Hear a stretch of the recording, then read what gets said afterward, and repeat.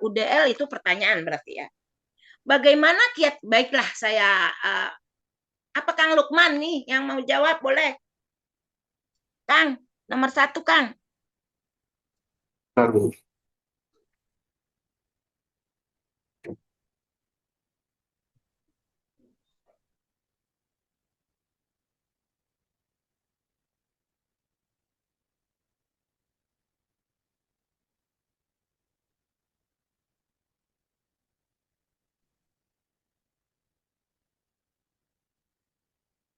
Bagaimana kiat-kiat agar UDL dapat terlaksana dengan baik?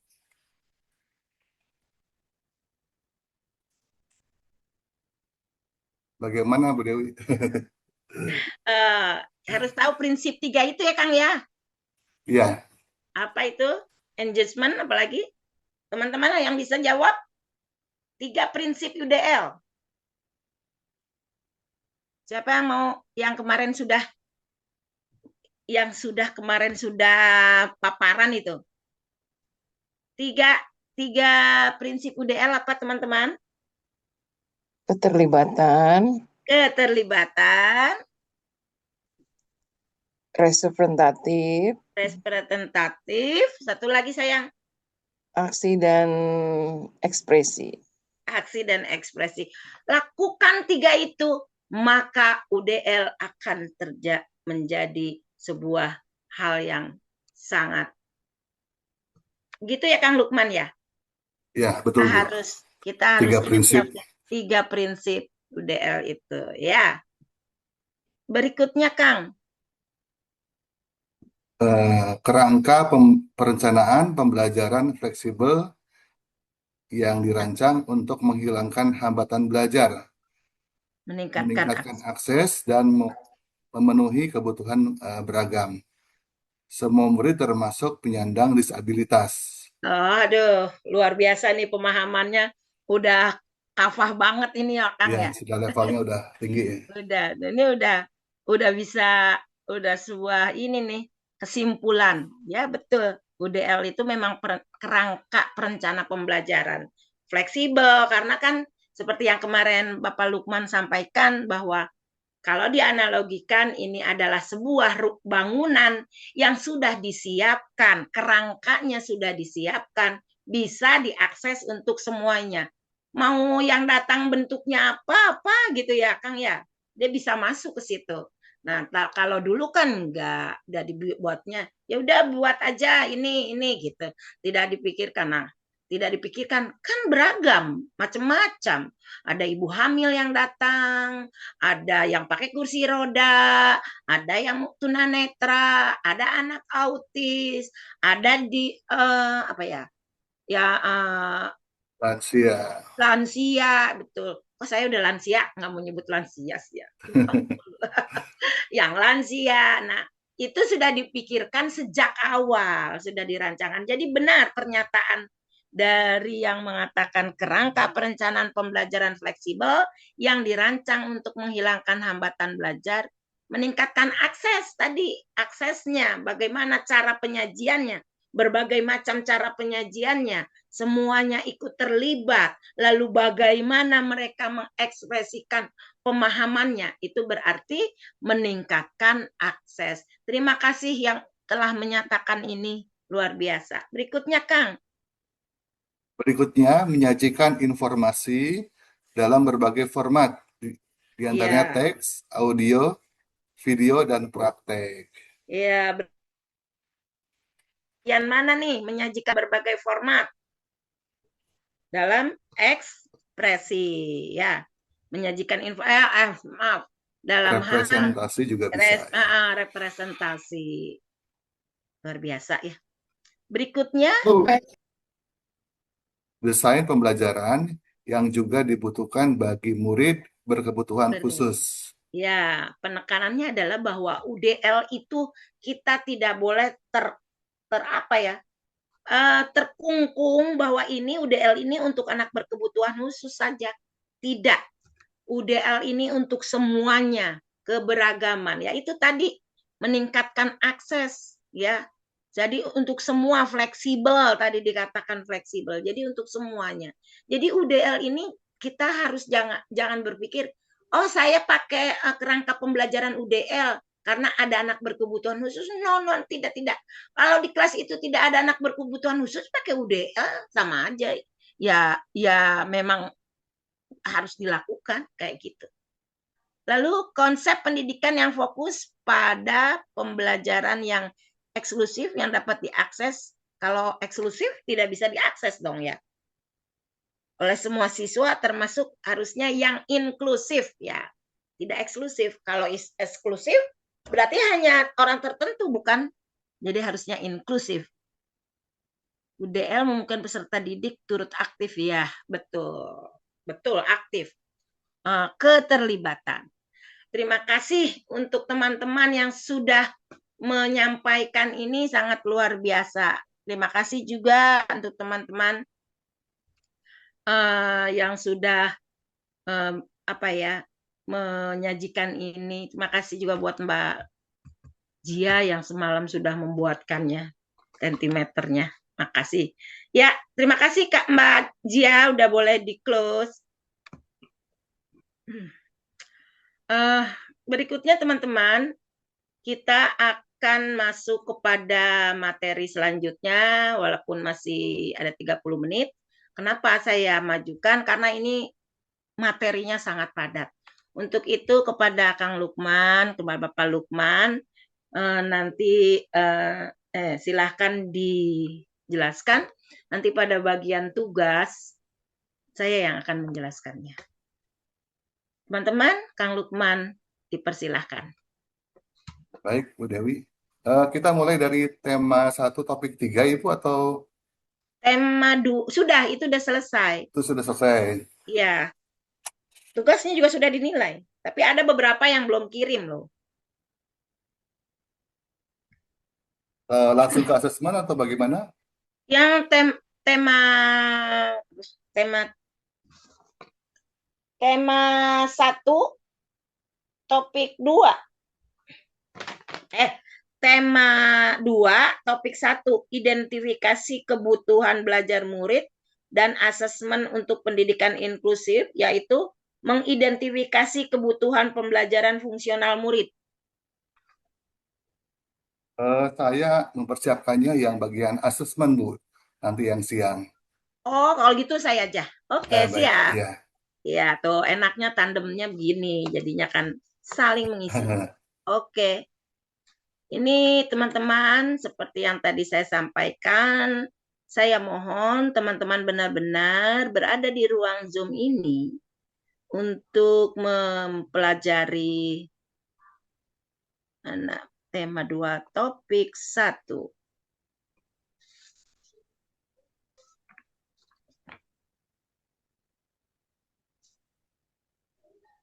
Sudah ada ya? Sudah, Kang? Ya, sudah muncul, Bu. Alhamdulillah. Baik, bismillahirrahmanirrahim, teman-teman. Saya akan menyampaikan pada nanti komitmen saya adalah setiap 3 slide saya akan membuka forum tanya jawab. Saya mohon teman-teman mempergunakan waktunya sebaik mungkin dan boleh pertanyaan. Kita akan mempelajari tentang ini, mengidentifikasi kebutuhan pembelajaran fungsional murid. Topik ini memberikan penjelasan mengenai cara mengidentifikasi kebutuhan pembelajaran fungsional murid, termasuk model dan alat untuk asesmennya. Nah, ini ditekankan, alat dan model dan alatnya. Tadi sudah saya kasih sedikit clue, tipis-tipis bahwa nanti akan ada instrumen yang teman-teman akan pelajari bersama. Tujuan dari pelatihan ini adalah menggunakan model dan alat asesmen untuk menilai kebutuhan pembelajaran fungsional murid berkebutuhan khusus, lalu mengevaluasi keefektifan dan keterbatasan pendekatan yang berbeda untuk mengidentifikasi kebutuhan pembelajaran murid ya. Ini apa sih kalau pakai pendekatan ini untuk mengidentifikasi apakah mudah, apakah bisa pencitraannya tepat, bukan pencitraan artis. Pencitraan itu melihat secara keseluruhan lalu mengambil sebuah kesimpulan. Itu pencitraan. Ya, apakah dengan alat ini, instrumen ini sudah bisa atau tidak? Apakah sudah mencakup semuanya? Itu tugas teman-teman nanti yang mengkritisi. Bu, ini kok kayaknya kurang seperti ini, seperti ini. Jadi sekali lagi dibutuhkan kerjasama untuk benar-benar menyimak. Baik, teman-teman, mau di-close, diperbesar saja ya. Oke. Berdasarkan kerangka kerja ISEV ya, dapat digunakan nih oleh pendidik. Ini Badan PBB yang mengurus tentang Badan Kesehatan PBB, yang mengurus tentang disabilitas ya. Ini ICV-CY. Bacanya bahasa Indonesia, Inggris ya, ICV-CY ya, gitulah kira-kira. Apa saja sih yang harus kita perhatikan di dalam perkembangan anak? Sehingga ketika kita menemui hal-hal yang tidak sesuai dengan perkembangan anak ini, yang harus kita lihat. Satu, profil fungsional. Memahami kemampuan dan kebutuhan anak. Apa aja profil fungsional? Fungsi dari apa yang ada di dalam diri anak itu. Ya pendengarannya, ya penglihatannya, intelektualnya, motoriknya, sosial emosinya, itu adalah fungsional. Bisa berfungsi dengan baik apa tidak? Sampai mana kemampuannya? Nah itu. Dari hal-hal yang kita lihat, ini anak udah kelas 10, kok nggak bisa sih perkalian, ada apa gitu kan? Ini udah kelas 10 loh, belum bisa perkalian. Aduh, ini kelas 10 belum bisa nulis benar. Kita nggak bisa kalau tidak langsung menjudgment anak ini bodoh, anak ini nggak bisa, tapi harus tahu, harus identifikasi. Nah, apakah ada salah satu fungsionalnya si anak itu yang mengalami hambatan? Makanya harus diidentifikasi. Dengan mengidentifikasi itu berarti kita tahu kebutuhannya. Oh, ternyata anak ini tulisannya berantakan. Oh, ternyata dia low vision. Selama ini sama guru taruhnya di belakang. Ternyata low vision harus di tengah. Oh, ternyata labismus. Maaf, jereng. Nggak bisa ditaruh di tengah. Harus ditaruh di mana arah matanya, bola matanya. Kanan apa kiri gitu ya. Berikutnya kebutuhan belajar. Mengidentifikasi kebutuhan pembelajaran. Dengan mengetahui masalah fungsional anak, maka kita akan tahu nih butuhnya apa. Butuhnya apa nih? Ibaratnya misalnya, aduh itu rumah panas melulu setiap hari, padahal jika pakai AC ternyata apa? Oh, gentengnya itu ternyata pakai asbes. Jadi panas. Gimana caranya? Asbesnya kah diganti atau dilapisi dengan elemen tertentu yang bisa menyerap panas? Dianalogikan seperti itu. Lalu strategi inklusif, menyusun metode pengajaran yang inklusif. Nah, itu bagaimana strategi inklusifnya setelah kita tahu nih kebutuhannya. Kita harus tahu bagaimana metode pengajarannya yang inklusif. Nanti nih ada di materi keberapa ya, saya lupa. Ada berbagai metode pengajaran dari mulai tutor sebaya, scaffolding, ada semuanya, ada 8. Nah, teman-teman tinggal pilih, nanti itu ada tugasnya. Teman-teman harus menggunakan itu.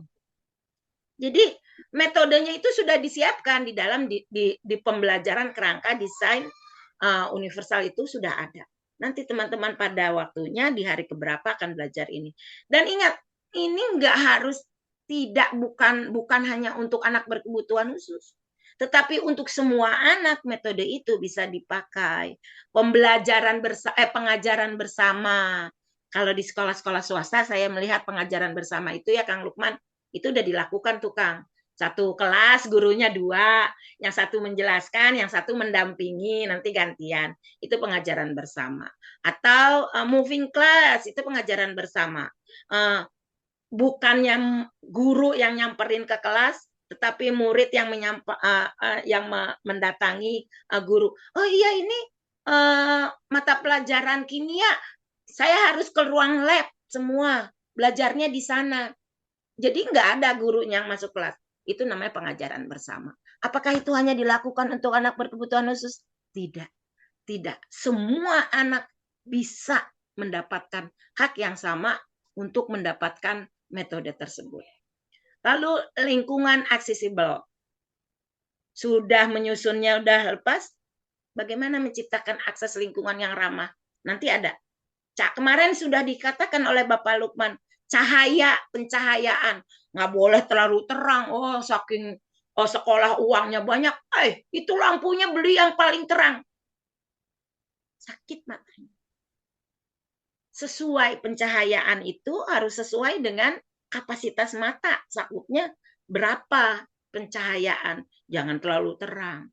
Harus tahu dari mana arah cahaya datang. Jangan dari arah belakang. Kalau dari belakang nanti nulis depannya apa? Ada bayangannya. Tidak boleh dari kanan. Atau aksesibel itu ya salah satunya bidang miring. Jadi harus ada bidang miring. Mau masuk kali ada anak yang harus pakai kursi roda, atau ada anak, mudah-mudahan jangan terjadi, ada yang kecelakaan dalam beberapa bulan, dia harus pakai tongkat. Kalau tidak ada bidang miring, gimana? Jalannya kasihan pakai tangga. Atau pewarnaan guiding block di lantai, itu untuk anak tunanetra. Terus bola yang di dalamnya ada kerincing, kerincing, kerincing, biar anaknya tetap bisa main volley, bisa main bola, di dalamnya ada suara. Jadi anak-anak yang tunanetra bisa main gitu ya. Jadi itu lingkungan aksesibel. Ada beberapa sekolah yang ininya apanya? Papan tulisnya itu bisa dinaikin, turun, naik gitu. Kalau untuk anak-anak yang memiliki pandangan, luas pandang namanya. Di dalam kalau kita mengidentifikasi mata itu ada yang namanya luas pandang. Luas pandang itu berapa jarak nih? Caranya gini, terus dikekananin gini, saya lihat gini, masih kelihatan nggak nak? Masih kelihatan nggak gitu? Tapi jari mata, bola matanya tidak boleh bergerak begini. Selama masih kelihatan, berapa derajat, nanti kalau ke sini 90, di sini jadi tinggal dikurangi ada berapa derajat. Itu sangat membantu dalam menentukan tempat duduk anak. Terus bekerja sama dengan tim dan orang tua. Kolaborasi. Jangan sombong kita jadi guru. Jangan sombong. Saya yang tahu segala-galanya. Biarpun bagaimanapun dengan beribu alasan, orang tua akan mengatakan, dia anakku, aku yang lebih tahu. Jadi ada baiknya kita harus berkolaborasi. Bu, apa yang bisa saya bantu? Kolaborasi juga dengan pihak luar. Jangan sombong, walaupun kita ini mampu. Oh, bagaimana ya, besok kebetulan ada mahasiswa dari misalnya UNJ mau praktek, mau mengidentifikasi. Oh, saya udah bisa, udah ikut pelatihan. Biarkan mereka datang. Praktek PKL pasti menguntungkan buat kita. Kolaborasi juga kita tanya kepada misalnya lembaga-lembaga lainnya dengan puskesmas, atau mungkin juga dengan ya apa sajalah. Selama itu masih bisa membantu kita dalam proses pembelajaran, why not? Ya, itu. Jadi ini aspek-aspek yang harus digunakan oleh pendidik. Baik. Apa saja sih 5 kebutuhan fungsional murid? 1, pembelajaran. 2, tuntutan partisipasi umum. Komunikasi, mobilitas, perawatan diri. Saya jelaskan. Pembelajaran.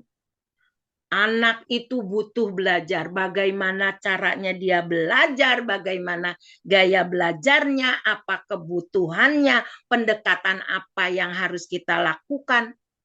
Dia dituntut untuk bisa belajar itu. Itu tuntutannya guru, tuntutannya orang tua. Itu adalah kewajiban kita untuk mengetahui kebutuhannya dia. Oh, ternyata Dewi Indriani tidak bisa dilakukan belajarnya dengan cara seperti ini. Dia harus dituntut kan, setiap anak itu dituntut oleh sekolah, kamu harus lulus, kamu harus bisa TKA, kamu harus bisa membaca. Itu kebutuhan mereka, tuntutannya. Belum lagi tuntutan partisipasi umum. Dia harus mampu bergaul dengan temannya, dia harus tahu bagaimana berada di lingkungan sekolah rumah. Itu tuntutan partisipasi umum. Mereka itu dituntut harus seperti itu. Bagaimana kalau mendapatkan hambatan? Kalau memiliki hambatan, tugas kita sebagai guru untuk mengetahui apa hambatannya. Yang berikutnya adalah komunikasi. Anak-anak itu, setiap individu itu pasti dituntut untuk mampu berkomunikasi. Makanya ketika seseorang atau individu anak tes IQ, di situ ada yang namanya IQ verbal. Apakah kemampuan verbalnya berbicaranya sesuai perkembangan? Ketika anak umur 1 sampai umur 5 tahun harus sekian kata dia mampu. Ternyata belum. Kenapa masalahnya? Oh, waktu kecil dia tidak, tahapan makannya, simulasi oralnya itu kurang baik. Saking sayangnya si ibu, si anak umur mau 2 tahun masih makan bubur. Kasih yang lembut-lembut, bahkan ada yang tidak dikasih nasi. Akibatnya apa? Sensoriknya, motoriknya ini, lidah, gigi, kemampuan menelan, langit-langit atas, itu menjadi tidak tersimulasi. Akibatnya apa? Cadel. Akibatnya apa? Tidak bisa komunikasinya kurang baik. Jadi banyak hal yang menyebabkan komunikasi tidak lancar. Orang tua yang otoriter tidak memberikan kesempatan anak untuk berbicara. Baru ngomong, enggak, tahu apa kamu? Mama yang lebih tahu. Sehingga si anak hanya, aku kalau mau ngomong takut disalahin. Udah deh, besok nggak usah ngomong lagi. Di luar juga begitu. Nah, seperti itu. Jadi tuntutan kehidupan buat anak salah satunya adalah kemampuan berkomunikasi. Makanya ada anak ASD, anak autis. Kemampuan sosial emosinya itu udah, komunikasinya itu udah nggak bisa. Dia ngulang-ulang, makan, ngedengar sesuatu yang masuk, besok diulang-ulang tuh seminggu. Bu guru jelek gitu misalnya. Ya udah, dia nggak sadar itu perilaku itu sebenarnya. Jadi komunikasi, ada beberapa masalah komunikasi pada anak-anak berkebutuhan khusus, anak Down syndrome, anak autis, anak ADHD, ya otomatis ya anak tuna rungu, anak tunagrahita, anak tunanetra juga. Itu kemampuan berkomunikasinya juga ada yang beberapa mengalami hambatan. Berikutnya adalah mobilitas. Seorang anak itu dituntut di dalam kehidupannya, kebutuhannya itu dia bisa bermobilitas, bisa bergerak ke sana, di kelas bisa moving ke kelas, naik turun tangga, harus bisa ikut olahraga, dituntut lagi nanti dia ada mungkin kegiatan lainnya, renang dan lain sebagainya. Bagaimana dia harus bisa membuka botol yang sederhana aja, itu kemampuannya itu.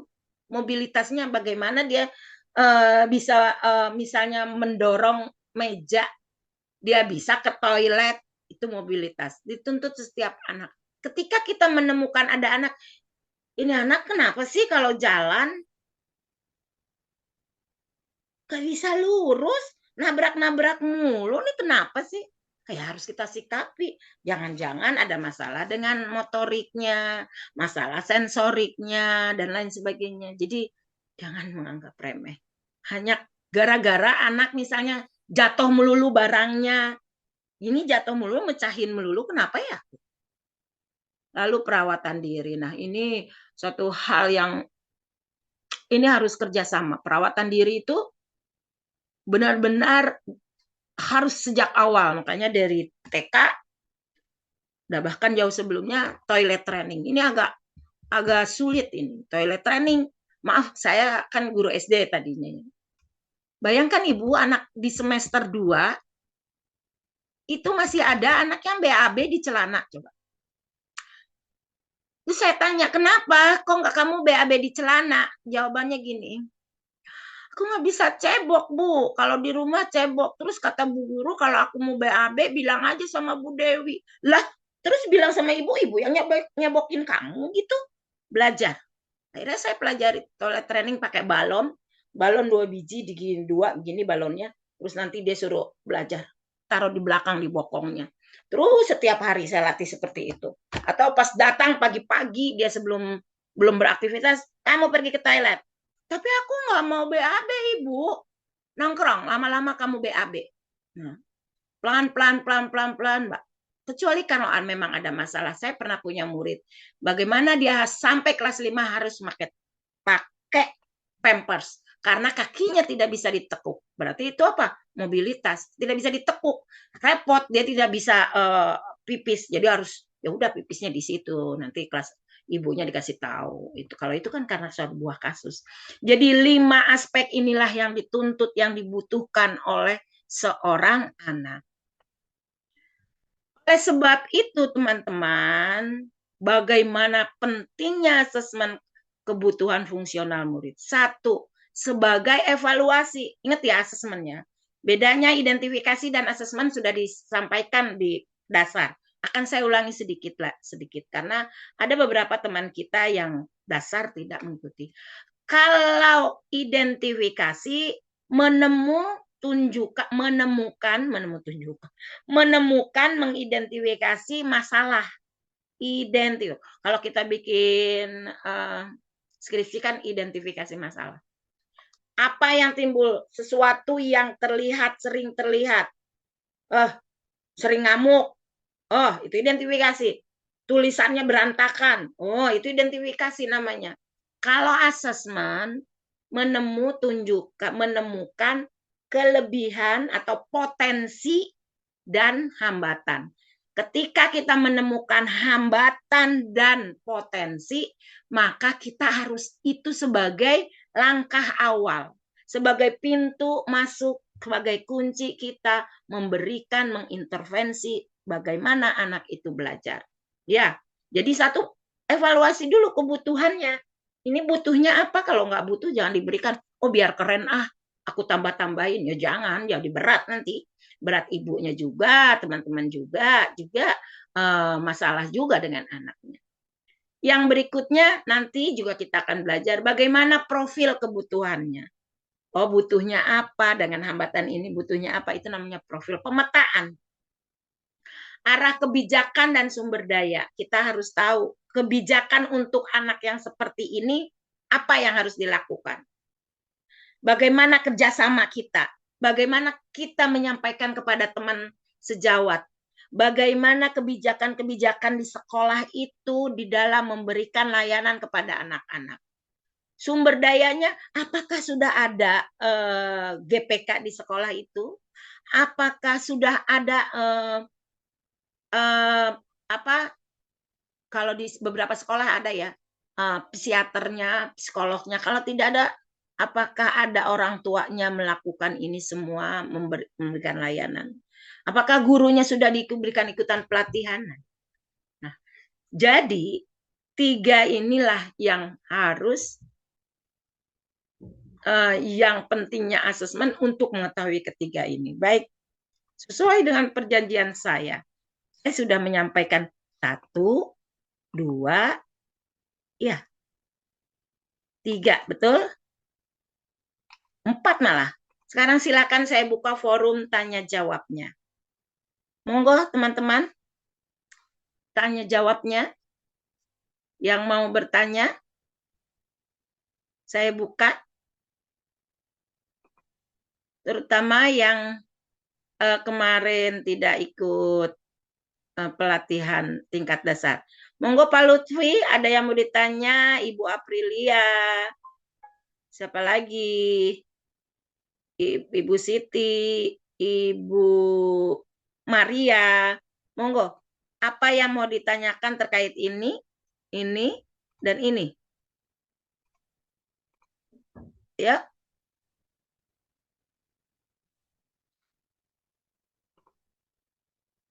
Udah paham semua? Gimana? Ada yang mau ditanyakan? Yuk. Sebelum beranjak ke berikutnya.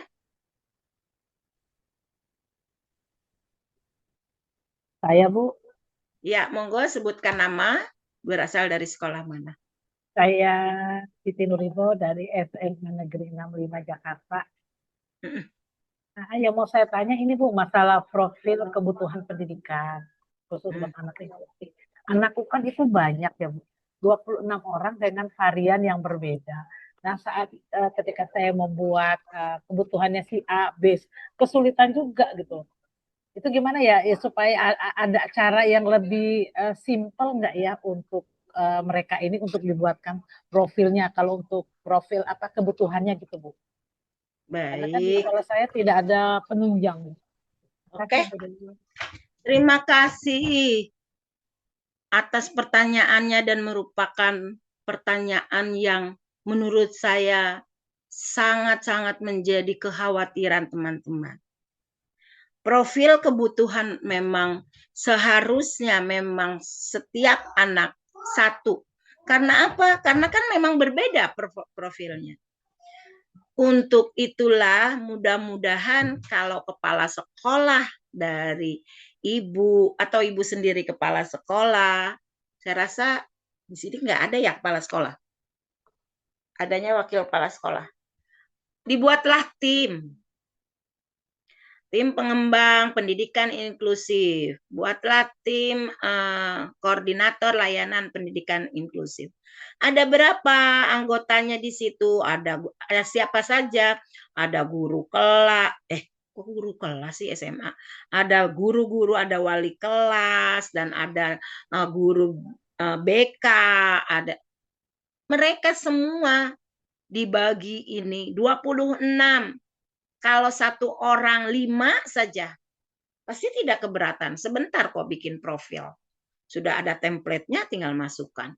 Kalau ibu sendiri, itu bukan nggak inklusif, bukan inklusif namanya. Udah ibu sendiri kok. Kalau inklusif itu kan artinya semua. Semua harus memiliki inklusivitas. Kepala sekolahnya, penjaga sekolahnya, kantin, satpam, guru, tata usaha, atau sekarang dibilang tenaga pendidik, semuanya harus bisa melakukan itu. Maksudnya harus bersikap inklusivitas, dan untuk tugas-tugas dari layanan pendidikan inklusif tidak dibebankan kepada satu orang saja. Kalau seperti itu jadi eksklusif nanti hanya satu orang. Ya. Jadi jalan keluar terbaiknya adalah seperti itu. Dan ibu setelah selesai pelatihan ini, tindak lanjutnya yang pertama adalah pengimbasan. Ibu jelaskan dengan keadaan yang sebenarnya dan solusi yang terbaik dan memang yang tepat, yaitu membuat sebuah koordinator lah. Jadi ada tanggung jawab bersama Ibu. Kalau sendiri 26, saya pernah ngerasakan kok Bu. Saya waktu itu 37 ya, kalau tidak salah. Saya bikin sendiri, apa guru SD saya kan. Bikin sendiri, nge-assessment sendiri, semuanya sendiri. Itu di sini ada guru SMP, sahabat saya, Ibu Ati. Ibu Ati ini guru SMP dulu di Jakarta Selatan. Beliau guru, Bu Ati guru apa ya? Guru fisika ya Bu Ati? Bu Ati ada Bu Ati? Iya, saya fisika. Tuh, guru fisika, tapi beliau berkomitmen dengan pendidikan inklusif sama dengan saya dan Pak ini. Jadi Mungkin Ibu bisa kasih kiatnya. Nah, kiatnya Ibu pernah memberikan kiat kepada saya dan saya lakukan. Itu harusnya dibagi-bagi, tapi ya memang tidak semua orang mau. Dan beliau melakukan sendiri. Semua dikerjakan sendiri. beliau SMP di Jakarta Selatan. Nah, Iya tetapi betul Bu Dewi, dulu saya ABK-nya ada 43. 43, Masya Allah. Nah, dengan 30 rombel. Luar biasa Ibu ya, kerjakan sendiri. Allahu Akbar. Jadi bukan masalahnya kan pasti bukan hanya masalah fisika doang ya, masalah ketidakmampuan dia belajar fisika kan tidak. Pasti ketidakmampuan belajar matematika, ketidakmampuan belajar bahasa Indonesia. Tetapi dengan ya sekali lagi itulah kelemahan kita. Saya akui kelemahan SDM kita adalah bahwa kalau yang giliran pekerjaan yang seperti ini hanya orang-orang pilihan yang mampu melakukan. Oke. Ya, saran saya Ibu di sekolah buat koordinator layanan pendidikan inklusif, lalu Ibu imbaskan, Ibu sampaikan seperti itu. Jadi ada anak 26 dibagi yang menjadi tanggung jawab. Kumpulkan, adakan sebuah pertemuan. Di materi terakhir ada namanya lesson study. Nanti dengan lesson study itu teman-teman bisa, jadi caranya supaya ini maksimal pembelajarannya kayak gini, bagaimana cara berbaginya dengan teman. Mudah-mudahan Ibu, ya Bu. Itu ya Bu Dewi, itu sudah kami lakukan dengan tim. Memang ada beberapa tim. Yang mau saya tanyakan gini, mungkin lebih spesifik ya kalau untuk penanganan PDBK ini ya kita melibatkan guru-guru khusus gitu loh, misalnya seperti guru agama atau guru PJOK. Itu untuk mobilitasnya kan di PJOK tuh. Nah, guru-guru agama adalah ke rohaninya gitu. Apakah dua guru mapel ini dilibatkan dalam timnya PDBK? Apakah bisa lebih ini Bu? Maksud saya bisa lebih kena gitu, karena kan untuk penanganan PDBK itu memang nggak semua orang bisa, bukan nggak bisa ya, nggak semua orang itu paham gitu dan mau sabar gitu loh Bu Dewi. Ya, itu di titik kesabarannya kan kadang kan oke lah, kita sekarang sabar, mungkin besok atau lusa mungkin ketidaksabaran kita muncul, egonya kita muncul, anak orang ngapain sih urus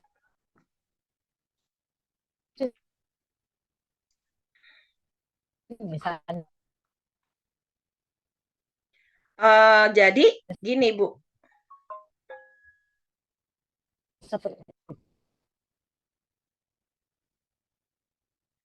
Jadi Ibu, tadi saya paham. Semua guru bisa Ibu, nggak mesti.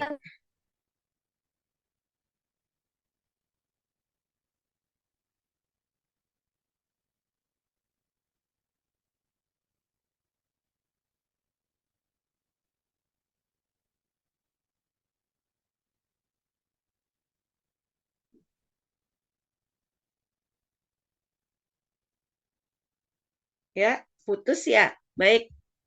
Jadi mudah-mudahan sudah tersambung.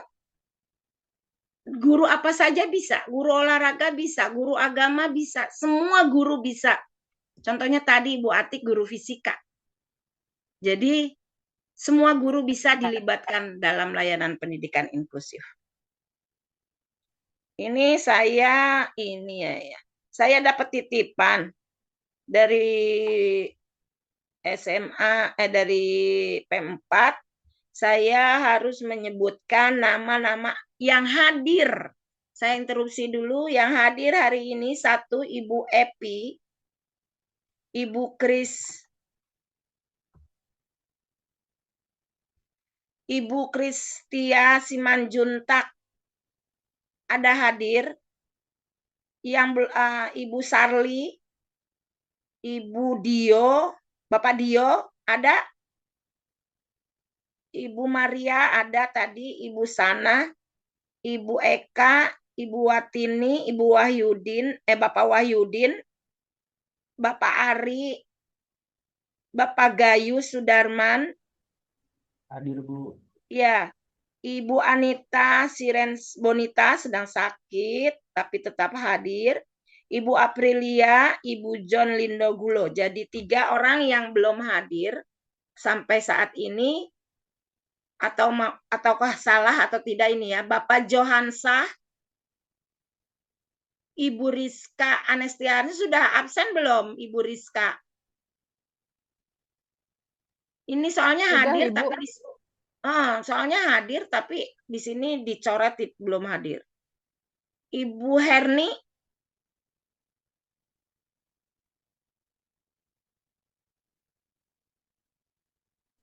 Ada, Bu. Cuma belum bisa absen karena sedang kehilangan jaringan internet. oh ya, nanti jangan lupa ya sebelum berakhir materi ini, absen nanti nggak masuk ini. Siap-siap.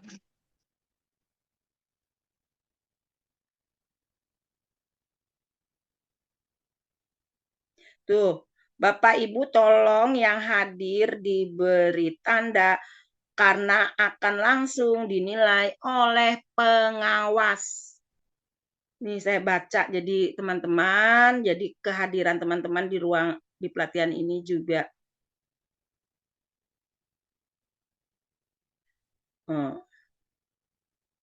Dah. Baik teman-teman, kita lanjut. Neng Rizka, jangan lupa ya. Mudah-mudahan sudah.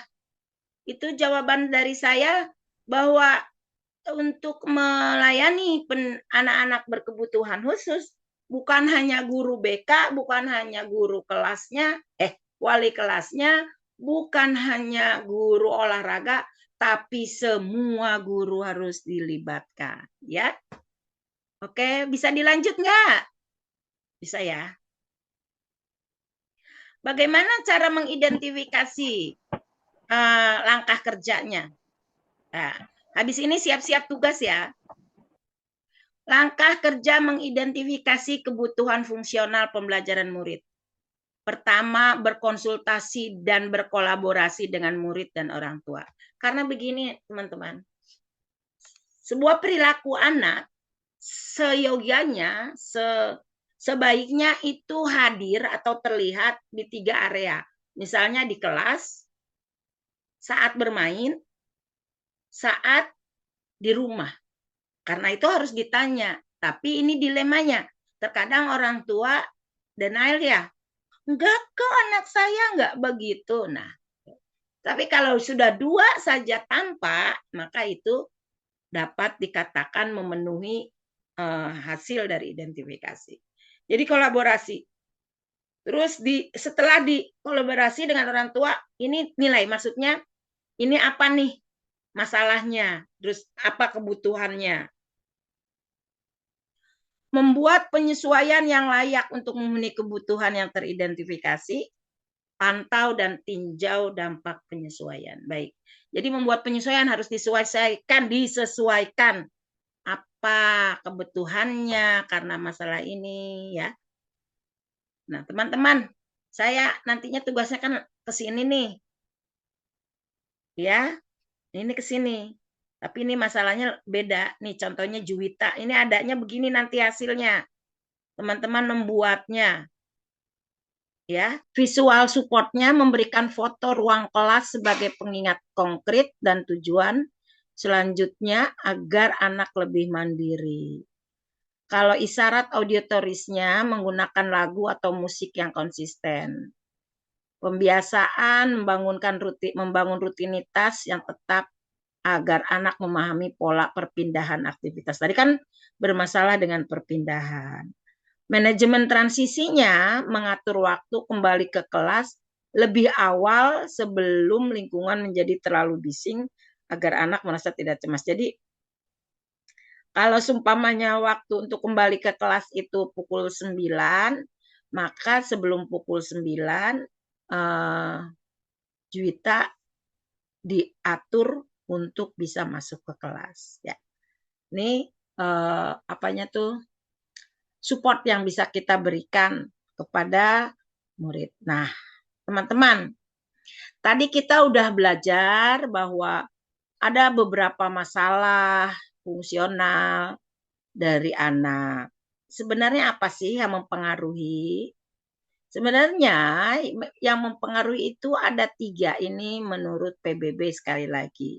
Ya, Lopez at the Social Ecology of Childhood and Early Life Adversity.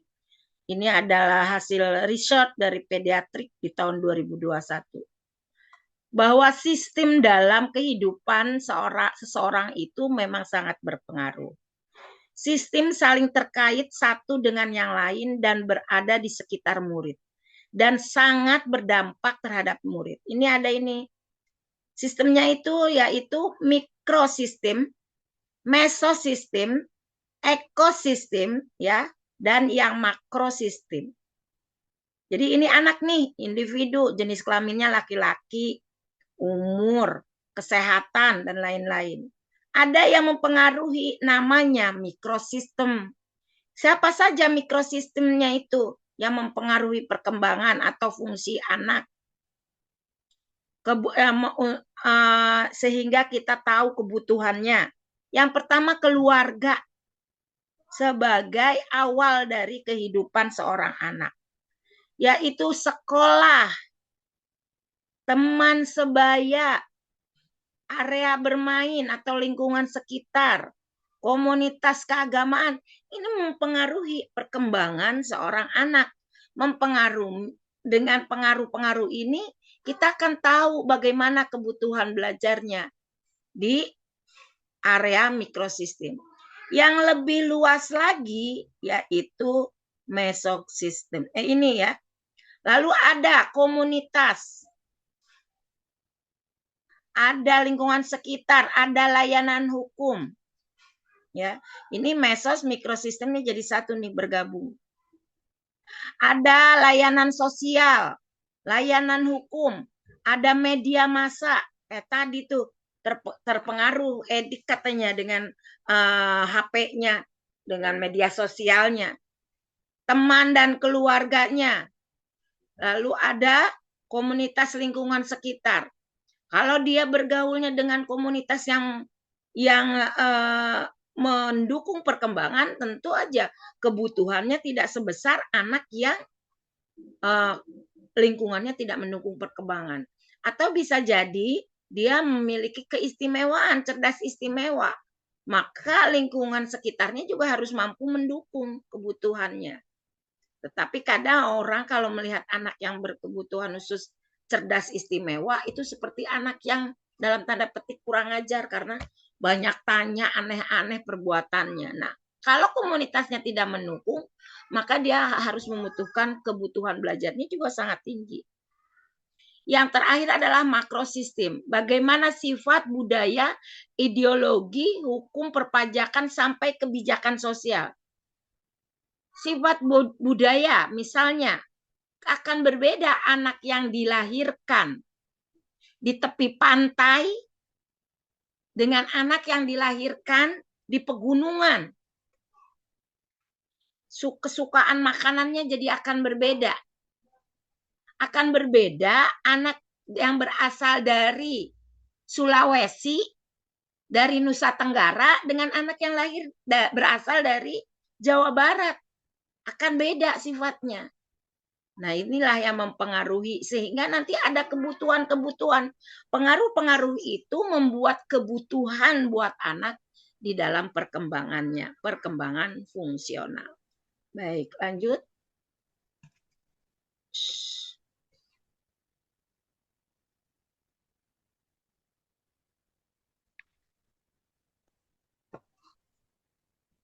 Yes. Nah, dalam mengasesmen kebutuhan pembelajaran fungsional murid, ya, ada 2 jenis asesmennya. Tadi sudah dikatakan. Nanti diperdalam lagi oleh Bapak Lukman di tema 2, yaitu tema 2, mana ya? Selasa. Topik 2. Topik 2, asesmen dari. Nah, nanti oleh Pak Lukman. Saya hanya sepintas saja. Asesmen itu guru itu bisa melakukan satu observasi Lalu profil belajar siswa, asesmen awal, interviewing. Ini yang dilakukan oleh guru.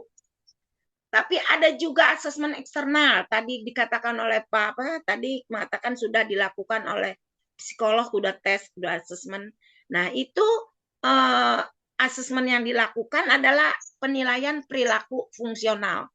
Perilakunya gimana, sosial, emosinya, semua itu akan menunjukkan di mana masalahnya. Dan itu yang melakukan adalah para yang memiliki hak atau ya misalnya psikolog atau psikiater. Fungsi adaptif itu bagaimana seorang anak bisa berlaku di dalam sebuah lingkungan sosialnya ketika mampukah dia beradaptasi di lingkungan yang seperti panas misalnya, di lingkungan yang berisi dengan teman-teman yang seperti ini. Nah, itu fungsi-fungsi adaptif. Pendengarannya bagaimana, penglihatannya bagaimana seluruh tubuhnya bisa beradaptasi.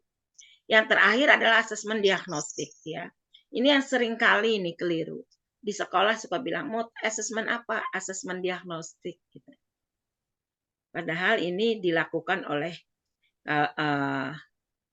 tenaga profesional. Baik. Kalau untuk melakukan observasi, tadi yang nomor 1 dikatakan tuh observasi, guru ini yang melakukan.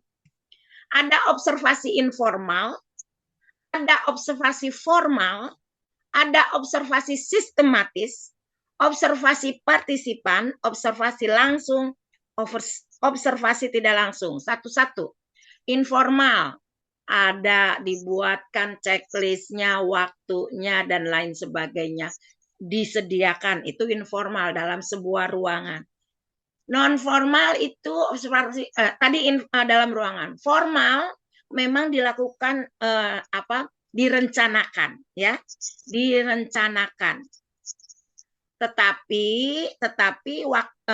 dia dalam satu lingkungan yang misalnya di sekolah gitu ya. Kalau perencanaannya itu dilakukan bersama-sama dengan semua guru. Hampir mirip observasi informal dan formal. Lalu ada observasi sistematis. Dari mulai observasinya dilihat sistematis dari mulai dia kelas 9 terus tingkat dilakukan observasi itu sistematis.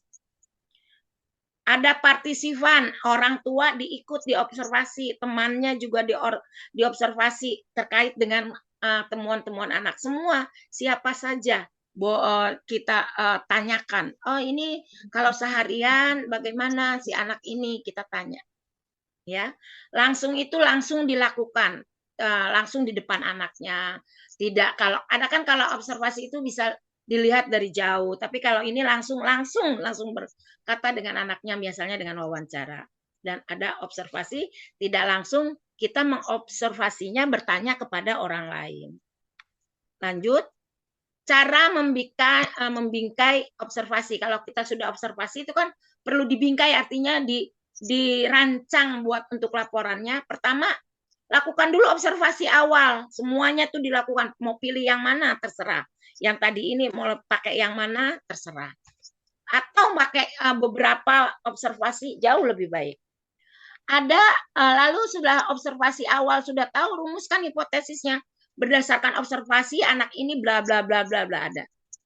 Lalu kumpulkan buktinya. Buktinya bagaimana? Boleh foto, boleh checklist, ada instrumen-instrumen, ada lembar pertanyaan, ada hasil wawancara, ya.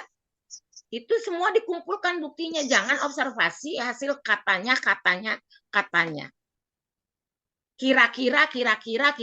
Tidak bisa. Itu harus ada bukti, ya. Supaya tidak jadi bumerang buat kita nanti berdasarkan apa, Bu? Gitu kan. Jadi buktinya kumpulkan. Lalu setelah ada, sesuaikan nih hasil observasinya. Sesuaikan, ini bukti ini sesuaikan dengan yang tadi. Ini buktinya, ini anaknya katanya kalau di kelas suka bengong. Sesuaikan, ini termasuk ke dalam mana ini adanya. Disesuaikan. ya, menyesuaikan dan mengamati. Maksudnya gini, tadi temuan-temuan di observasi itu ternyata anaknya tadi menyelesaikan tidak mampu melakukan instruksi. Nah, sesuaikan tuh. Ini ada gejala ini adanya di mana? Ini menyesuaikan dan mengamati. Nah, yang berikutnya caranya adalah, maaf. Tadi kan observasi ya Pak ya Bu, yang sekarang mengenal PBS. Saya mau tanya, apakah teman-teman sudah membuka PBS di sekolah, dilihat websnya PBS? Belum ya? Padahal kalau melakukan mengisi instrumen PBS, sekolah ibu sangat diuntungkan. Sekolah bapak ibu sangat diuntungkan. Dapat bantuan, dapat bantuan untuk anak-anak berkebutuhan khususnya, dapat juga perhatian pelatihan, dikunjungi, menjadi pusat penelitian, dan banyak sekali. Kalau kita PBS itu profil belajar siswa, ada di milik Kementerian Pendidikan. Ya, coba dicari, nanti dibuka, nanti masukkan nama muridnya. Nanti akan keluar juga sama dengan yang tadi tuh, yang checklist akan ketahuan. Ini dapat diduga ini. Jadi nanti itu terkoneksi dengan Dapodik. Bahwa ada di SMA Pelita, berdasarkan PBS, ada 5 anak yang berkebutuhan khusus. Kan tuh ada dukungan yang inovatif, ada dukungannya dari kementerian, ada lembaga, karena sudah mengisi PBS. Ya, sorry. Terus sebagai dasar rujukan ke tenaga profesional. Jadi hasil PBS-nya bisa di print out, lalu kalau anak itu mau pergi ke psikolog, itu tinggal dibawa, ini hasilnya. Ini dari kementerian sahih gitu istilahnya, ini mah resmi. Jadi ada namanya PBS, profil belajar siswa. Saya kalau untuk misalnya harus belajar mengenai PBS, waktunya itu bisa 1,5 harian tuh. Karena memang itu perlu dipelajari lah bagaimana masuk. Tapi tolong di-download saja, nanti belajar bagaimana memasukkan anak-anak berkebutuhan khusus di PBS ini. Di situ ada alat screening standarnya, mirip dengan yang tadi. Nanti akan keluar hasilnya, bisa buat dasar rujukan ke tenaga profesional. Nah, bagaimana asesmen awal yang tadi nanti diperdalam lagi oleh Bapak Lukman. Setelah kita dapat hasil PBS atau tadi hasil dari identifikasi yang tadi Bapak Ibu lakukan, itu tujuannya untuk apa? Data objektif dan komprehensif. Objektif karena berdasarkan pengamatan, berdasarkan observasi, wawancara, dokumen, dan lain sebagainya. Bisa dijadikan sebagai profil murid. Profil anak ini usianya berapa tahun, jenis kelaminnya bagaimana lingkungan sekolahnya, lingkungan rumahnya, keadaan orang tuanya, kesehatan, kemampuan, dan sebagainya. Itu deskriptif, ya, bentuknya deskriptif. Lalu juga tujuannya untuk mengetahui kebutuhan dukungannya. Dari hasil asesmen awal tadi, dari identifikasi, ya, dari asesmen, akan tahu kebutuhan dukungannya. Siapa yang melaksanakan? Guru. Tidak ada di sini guru BK, enggak. Guru berarti semua guru. ULD boleh, unit layanan disabilitas. Nanti teman-teman boleh datang ke, kalau Jakarta Barat itu sudah ada unit layanan disabilitasnya. Temui Ibu Tere. Ibu Teresia itu pejuang ULD di Jakarta Barat. Atau datang ke dinas provinsi di bagian depan di lobi itu ada ULD. ada masalah, anak-anak bagaimana? Ibu datang ke sana, bapak ibu datang. Kalau sekiranya ibu merasa ada hal yang perlu disikapi, boleh datang ke ULD. Kalau di Jakarta Barat itu saya kenal benar sama yang berjuang sampai ULD itu bisa ada di Jakarta Barat, yaitu Ibu Teresia.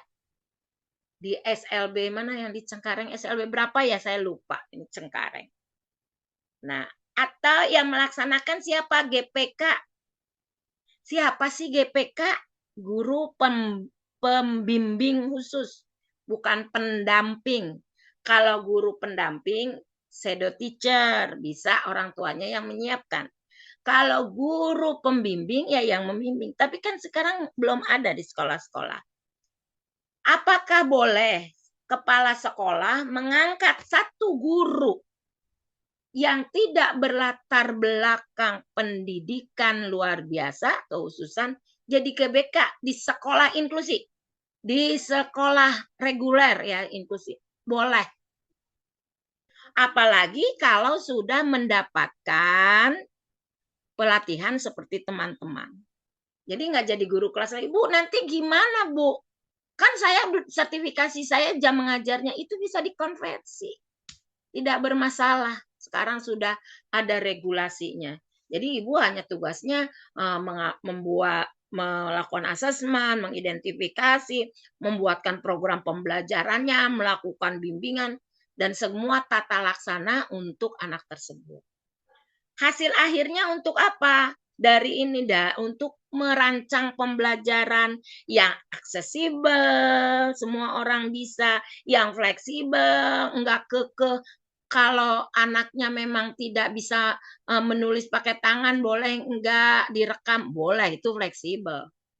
Anaknya ini bisanya anaknya tidak kurang fokus kalau duduk di belakang, fleksibel, boleh di depan.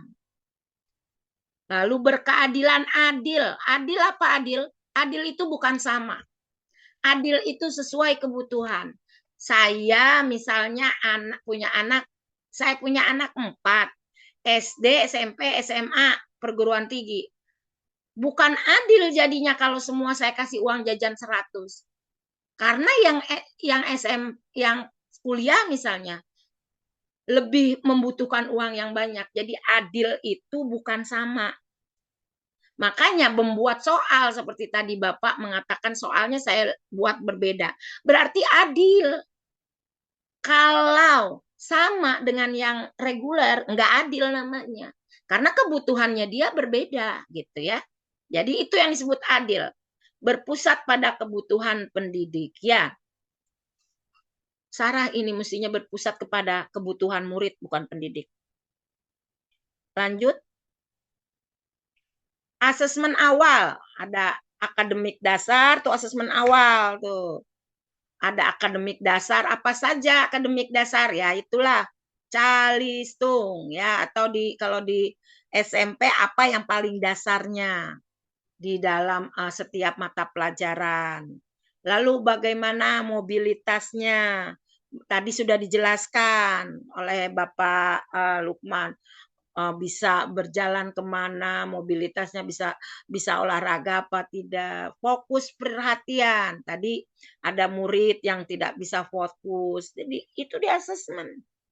Perilakunya bagaimana, sosial emosionalnya, minat pilihannya, interaksi dan komunikasi, aksesibilitasnya, dia mampu enggak melakukan berhubungan dengan teman-temannya. Yang terakhir adalah perawatan diri. Ini yang harus asesmen, ini yang harus dilakukan untuk mengetahui kebutuhan pembelajaran peserta didik murid untuk membuat program pembelajaran dari seorang murid. Nah, kalau memakai wawancara, ini alurnya. Kalau misalnya saya mau melakukan asesmennya lewat wawancara, oke, boleh. Bagaimana caranya? Hasil PBS atau hasil identifikasi Bapak yang tadi, Ibu Bapak, tadi kan sudah mengidentifikasi. Ini PBS karena Bapak, Ibu belum melakukan itu, misalnya kalau yang sudah ada, alhamdulillah. Pertama, wawancara dulu dengan orang tua dan keluarga. Ini udah dapat nih hasil identifikasi, ketemu. Nah, ingat pesan saya seperti di dasar, jangan ujuk-ujuk langsung, Pak, saya udah mengidentifikasi anak Bapak. Ternyata anak Bapak ABK tuh, Pak. Ya nggak gitu juga, bisa diamuk. Ya, wawancara, Bu, Bapak, saya mau membantu anak Bapak, bagaimana ya, apa yang bisa saya bantu? Karena setelah saya perhatikan teman-teman yang lain, guru-guru yang lain, ini hasil temuannya loh, Pak. Saya siap kok, Pak, membantu apa yang bisa saya bantu. Lalu wawancara bagaimana di rumahnya, bagaimana dengan temannya, bagaimana di lingkungannya. Lalu setelah wawancara itu dipisahkan yang mana faktor eksternal, yang lingkungan. Kalau kesehatan kan internal ya, eksternalnya lingkungannya, teman-temannya dan lain sebagainya. Pokoknya faktor yang dari luar anak tersebut. Bangun kemitraan sekolah dan keluarga. Jangan setelah hasil wawancara sudah dipisahkan faktor eksternalnya.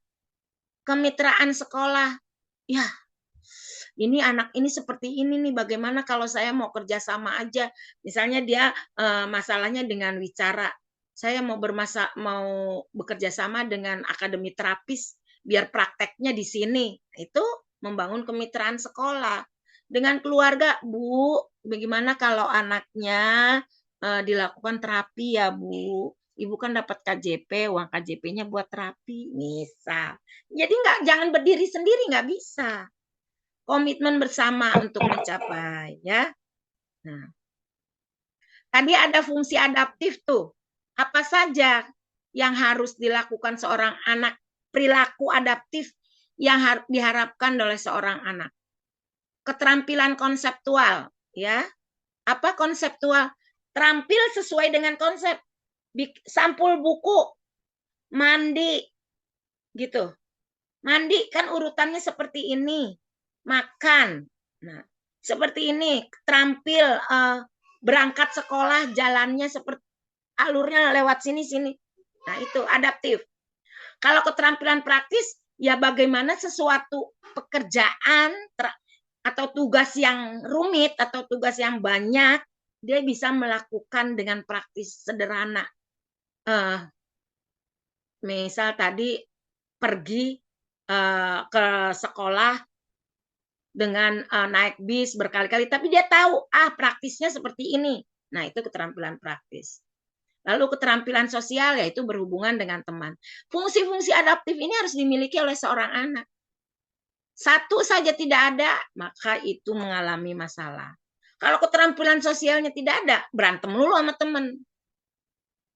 Nggak punya hubungan sosial yang baik. Keterampilan sosialnya kurang baik, sama guru melawan. Males.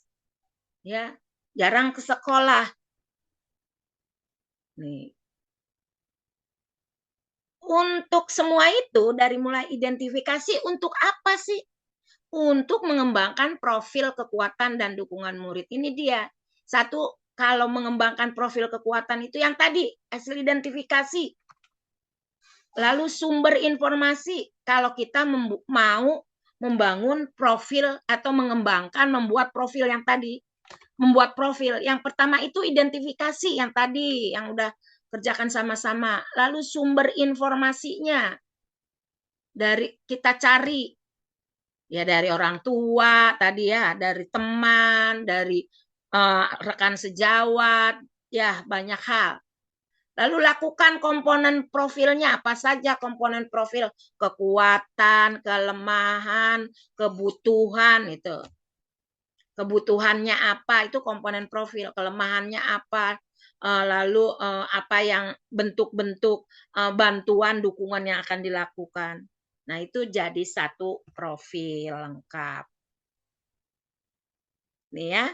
Ini ada contohnya nih. Profil Mia. Anak umurnya 16 tahun. Ini kekuatannya nih.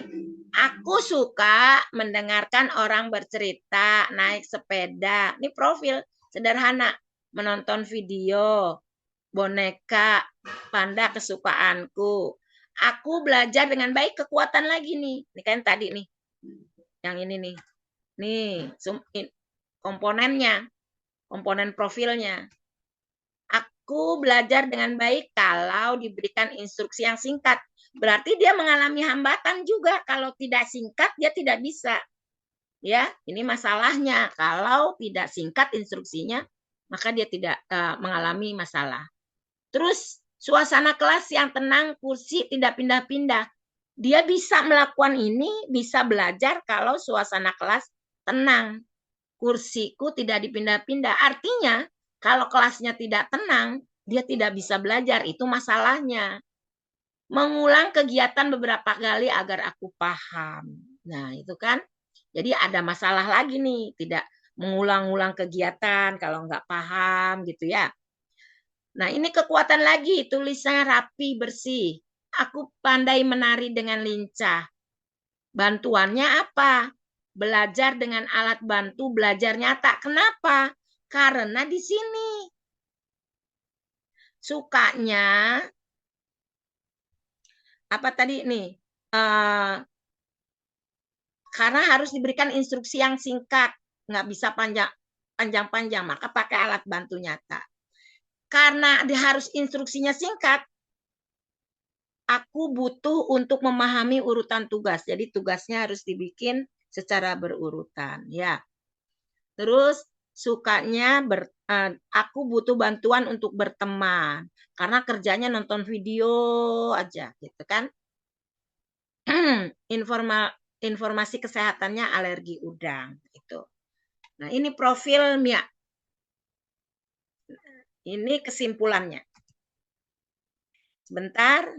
Mengidentifikasi kebutuhan pembelajaran fungsional murid merupakan proses sistematis untuk memahami bagaimana murid berfungsi dalam konteks belajar sehari-hari baik di sekolah, rumah maupun lingkungan sosialnya. Proses ini melibatkan screening awal, PBS, asesmen awal tadi, wawancara dengan keluarga, jika diperlukan asesmen diagnostik. Siapa yang melakukan? Yaitu psikiater dan psikolog. Guna memperoleh gambaran menyeluruh tentang kekuatan minat, hambatan, serta dukungan yang dibutuhkan murid. Fokusnya bukan hanya pada kemampuan akademik, tapi juga pada aspek adaptif, sosial, emosional, komunikasi, perilaku, dan kemandirian. Hasil identifikasi ini menjadi dasar dalam merancang pembelajaran yang aksesibel, fleksibel, berkeadilan, dan berpusat pada kebutuhan unik setiap murid. Ini tuh ceritanya sih sebenarnya sudah selesai. Terima kasih.